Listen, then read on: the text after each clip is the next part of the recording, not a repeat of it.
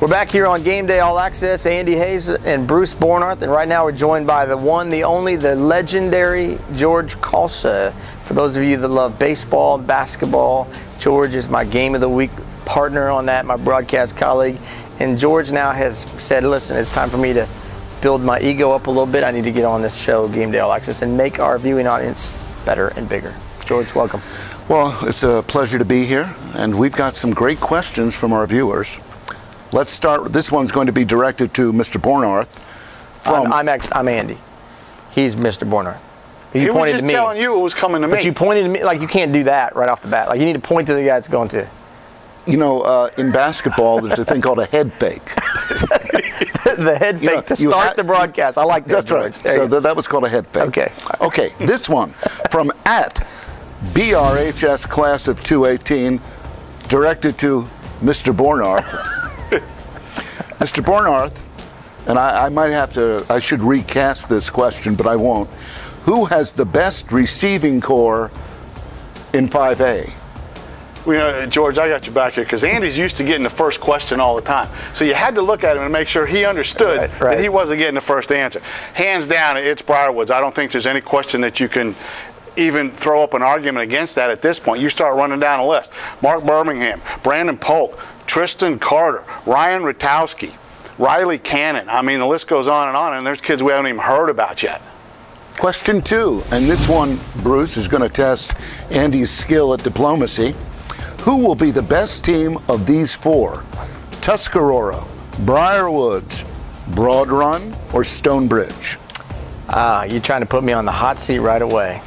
I'll tell you what. I mean, I really kind of feel like this is going to be a special year for Tuscarora. I know Briarwoods has more talent across the board, depth-wise. They got more numbers. They've been there. They're certainly the favorite. I think people expect them to be the team to beat. But I'm telling you, just something about this Tuscarora team, and I think it has to do with the quarterback, Daniel Smith. I just kind of feel like he's got that it factor. And I said it earlier in the show. I said he's going to be a household name by the end of the year. I think when you have a great quarterback, you got a chance to be one of the best teams in the state. And I really feel like that's what we saw with Briarwoods over the last few years with Trace McSorley. I think it's shifted. I think it's in Leesburg. I think that quarterback is in Leesburg. So I'm going to say Tuscarora has a chance to be the best team of those 4. Good answer, Andy. Wrong, but a good answer. I didn't know it was a fact or a fiction. Well, yeah, I guess it was. Well, it was a good try. Let's go to the next question, and I'm going to direct this question to me. It's from @the DC Sports Fan, and it says, in your opinion, George, should private schools and public schools play more often? No, they should not. Let private schools play with the private schools, and they can do their recruiting and pay their high school players. You don't like this Gonzaga-Centerville deal, then? You don't like it? As long as Centerville wins, I like it. Yeah. But, you know, for all and by the way, I think Gonzaga's going to win this game. Do you? I think Gonzaga might have Centerville playing like they're playing in hip-deep mud with that size they have on their defensive line. We'll see. But these private schools have such an advantage that... well, they get to recruit their players. Exactly. I mean, that's a little different. Yeah, it's totally different. Right. All right. Because none of the public school coaches recruit players, and that never happens. No, ever. that does not happen. We've never heard that happening before, ever. No. Right, okay. That does not happen. Just making sure you were on the record saying that. Yeah, I happen to know it doesn't happen. All right. G. Battistelli, @G. Battistelli, he asks, let's give this one to Bruce. Bruce, is Stonebridge an under-the-radar team in 2014, not ranked at all, slight or right? George, are you off your meds? No, as a matter of fact, I've been taking them regularly for some time now. I'm going back to the last question.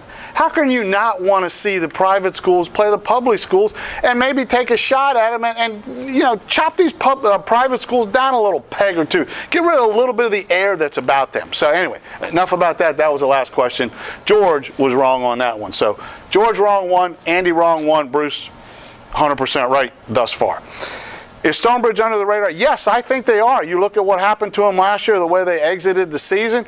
You look at what happened in the playoffs, all the excitement around there, all the excitement about Tuscarora coming into this season. I think Stonebridge is under the radar, and I think, as if you're a Stonebridge fan, I think that's where you want to be right now, because the Bulldogs don't like being there, which means that's like when you get a cat up against a wall. Look out, they're going to come out clawing and scratching and fighting. That's the way the Bulldogs are going to come out. You watch the team this year to keep your eye on, that's a Stonebridge Bulldogs. Yes, they are under the radar. Bruce, they're not under the radar. They're where they should be. They didn't go very far last year in the postseason. They lost a broad run for the first time ever. They didn't win 10 games for the first time in 12 years. They're right where they should be. I mean, they shouldn't be picked to be unbelievable again until they prove they can be. They got to climb back up. I think they're right where they're supposed to be. It's right, George. In this case, Andy is right. Bruce is wrong.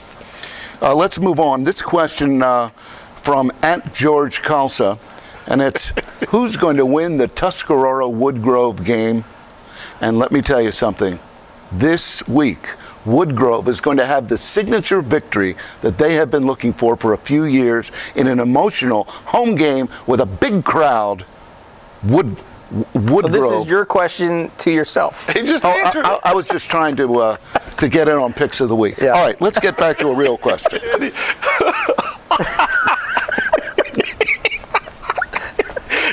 Do you get the feeling that we're contestants on a game show here? We are. This is Don Pardo right here. This is the toss-up question for 50 points. Yeah. Well, let me read the next question. Let's go ahead and move on. This is from Anonymous. Now, let me understand something. This is the first show of the season, correct? Right. So this question is it must be a hangover from previous years of the show. It's directed at Bruce Bornarth, and it says, not only do you not know anything about football, but you're barely literate in track and field. Who would write something like that? I don't know. First off, That's anonymous. That's anonymous? Yeah. How does Anonymous get a TwitTube account? No, there is an account, but I can't mention the name. Yeah, that's because it starts with a G and his last name starts with a K. Yeah. I'm curious about the answer What was that to that question? Well, it wasn't really a question, it was an observation. It was more of a All right, let's move on. Let me tell you something. Team Flight, my high jump academy, we own 13 school records at 11 different high schools. We swept the Potomac Valley Championships last year. 4 entrances in the high jump, 4 first places. You want me to go on bragging how many kids we got in college? How many state championships we've had? Huh? Where does it end? It doesn't end. It keeps right on going. Also, and let's not forget the AAU and the USATF national medalists. Had a kid last year finish 8th in the country, had a girl finish 4th in the country. See, he told Anonymous where to put it. Well, let me say here's this. Here's where Anonymous screwed up. If they just questioned his football acumen, 100% right. Don't come at me with track now. Brucey, one of the better high jump coaches around. Well, then let me say, as regards to track and field, Bruce, you are correct. The rest of that comment stands. Okay. Dan Rather over here. Paul Harvey, the rest of the story. Somehow I just feel like our show got hijacked here. This one interestingly, from @Mickey Thompson. Ooh. Really? And it says, Andy, would you at this point call yourself bald? Well, no. If you get a shot of me, go ahead and take the shot here, and now get a shot of George. No, I am bald. That's bald. At this point, this is bald. Fuzz going bald, but I'm not bald yet. All right, compare your hairline to Mickey Thompson's. It's a little bit better at this point, but I'm a little younger. He's a little more bald up top than I am. I see. Thank you, Coach. I appreciate you calling that out on the show. All right, well. Great how George has found a way to accumulate all these questions here from all these people. And I mean, we've never heard that George even has a Twitter account, so we don't even know how that happens. George? It is kind of mysterious, but we're going to leave it in the realm of mystery. Okay. @Supatray. @Supatray. Why are you guys, and it'll have to be both of you, sleeping on Chantilly? Well, actually, it's Taylor Jensen who's sleeping on Chantilly, but, you know, I'm not. I think Chantilly's going to be a pretty decent football team this year. But, you know, hey, look, when you're 5-5, 5-6, you know, you can't expect to be pumped a whole lot here on the media side of things, Bruce. It's kind of like proof in the pudding, right? You got to perform to get that. Exactly. It's like, you know, put up or shut up. You know, it's like if you're better than 500, come out and prove it. Yep. And you're both wrong. Chantilly is a powder keg that's going to blow up this year. You've been listening to Taylor Jensen. They've got a lot of talent. They always have a lot of talent, don't they, really? Yeah. This year it's coming together. At Chantilly. Here, so now, wait a minute. You just contradicted yourself. You said they're a powder cake that's going to blow up. It's going to blow up on everybody else. On a good thing. They're on a good way. That's a good thing. Okay, got it. All right, just making sure. I got that one. That went right over my head. I got that one. You got that one. I got that You guys are on the same wavelength brain-wise. Well, here's the last question, and it was directed to me. It's 3rd and goal from the 4. What should we do? This one from at Charles Leon Pierce. Well, Charlie, when we get into that situation, I'm there on the sidelines. Just look over. I'll give you the high sign. It's amazing that Coach Pierce still relies on you for play calling advice. Well, he and I consult before every game, and I've taught Charlie a lot. He's become a great coach. I'm very proud of him. So let me just ask you a question. Yes. Bruce, and you've been calling Briarwood's football for some time here. Did you know that Charlie runs all the play calls through George first? Did you know that?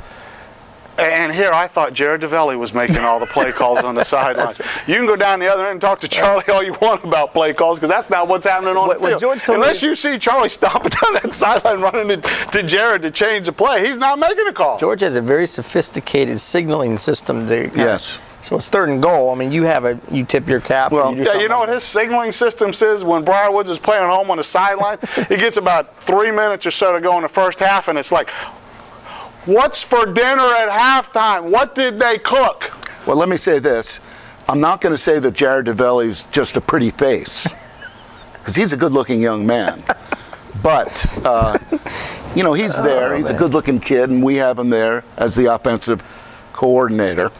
But okay, well, that's it. I don't have any more questions. We're just about out. I feel like this show has gotten way off track here. George Khalsa, everybody, thank you for watching our mailbag here. If you'd like to tweet the show, and when I talk about you, Anonymous, I don't know who you are, but if you'd like to tweet the show, you can do so at GBN Mobile. Hey, send us some tweets here every week. We'll read them on the air. Of course, George might ad-lib a little bit and improvise, as you just saw. For Bruce Bornarth and George Khalsa, I'm Andy Hayes. We'll leave you with our top 10 plays here from this past week on the Game Day Broadcast Network. Make sure you watch the games here coming up here on Friday night. Should be a great weekend of high school football. We'll see you next time right here online at GameDayMagazine.com.